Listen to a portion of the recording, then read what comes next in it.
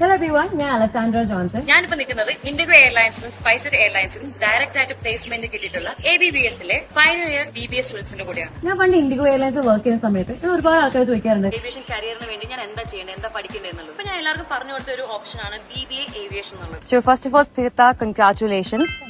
And you got placed from ABBS. How do you feel about it? ഞാനിത് ഇങ്ങോട്ട് വന്നത് ആദ്യം എനിക്കൊരു എയർലൈൻ ജോബ് കിട്ടണം എന്നുള്ള മനസ്സിലൊരു ഉറപ്പെടുത്തിട്ടാണ് ഞാൻ ഇങ്ങോട്ട് വന്നത്. എനിക്കിവിടെ വന്നപ്പോൾ ഞാനിവിടെ ഫൈനൽ ഇയർ ആയപ്പോൾ 6th സെമ്മത്തേന് എനിക്ക് ഇൻഡിഗോന്റെ ഇന്റർവ്യൂ ഇവിടെ വന്നു. അതിൽ തന്നെ എനിക്ക് സെലക്ഷൻ കിട്ടി. ഞാനിപ്പോ പ്ലേസ്ഡ് ആയിരിക്കുന്ന സ്പൈസ്ജെറ്റിലാണ്. ശരിക്കും പ്രതീക്ഷിച്ചതല്ല പെട്ടെന്ന് കിട്ടുന്നുള്ള, കാരണം എല്ലാവർക്കും അറിയാതെ ഒരു കോമ്പറ്റീഷൻ ഫീൽഡാണ്. പെട്ടെന്ന് നമുക്ക് ജോബ് പ്ലേസ് ആകാൻ അത്ര ഈസി ടാസ്ക് അല്ല. പക്ഷെ നമ്മളിവിടെ ABBS വന്നതിന് ശേഷം നമ്മുടെ ഫാക്കൽറ്റീസും അതുപോലെ തന്നെ കോളേജും നല്ലൊരു കോൺട്രിബ്യൂഷൻ ഇതിൽ ചെയ്തിട്ടുണ്ട്. ഇത് ഞാൻ എന്തായാലും ABBS കൊടുക്കുള്ളൂ. കാരണം ABBS കാരണം മാത്രമാണ് എനിക്ക് ഇന്ത്യക്ക് കിട്ടിയത്. നമ്മുടെ കോളേജിലെ HOD നമ്മളുകൂടെ ഉണ്ട്. നമുക്ക് സാറിനോട് തന്നെ ചോദിച്ചു നോക്കാം. It is not that easy to get direct placement from the company to the college, but we tried a lot to bring those companies to the college, especially Indigo and SpiceJet. So we have our director Nagul sir with us. This achievement is a testament to their hard work and dedication. Of course, we had a small part to play in it. Ultimately, it comes up to them to secure the placement. BBA aviation final students selected ആയ കുറച്ചുപേരെ നമ്മൾ കണ്ടു. പക്ഷേ ഇവിടെ ഒറ്റ സ്ട്രെച്ചിൽ 30+ സ്റ്റുഡൻസിനാണ് ഇൻഡിഗോയിലും സ്പൈസ്ജെറ്റിലും selection കിട്ടിയിരിക്കുന്നത്. നിങ്ങൾക്ക്